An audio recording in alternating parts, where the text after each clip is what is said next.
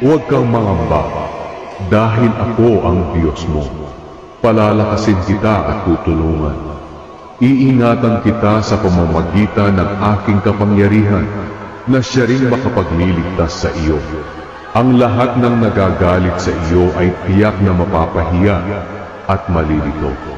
Ang mga lumalaban sa iyo ay mapapahamak. At kahit hanapin mo ang iyong mga kaaway, hindi mo na sila makikita. Silang mga kumakalaban sa iyo ay magiging walang kabuluhan. Sapagkat ako ang Panginoon na iyong Diyos.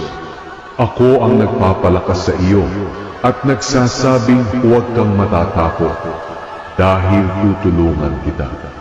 Lumapit kayo sa akin, kayong lahat na nahihirapan at nabibigatan sa inyong pasanin, at bibigyan ko kayo ng kapahingahan.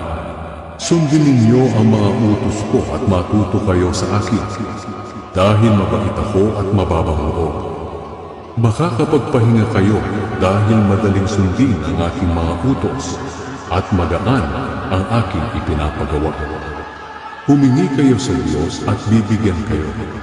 Hanapin niyo sa Kanya ang hinahanap niyo at makikita ninyo.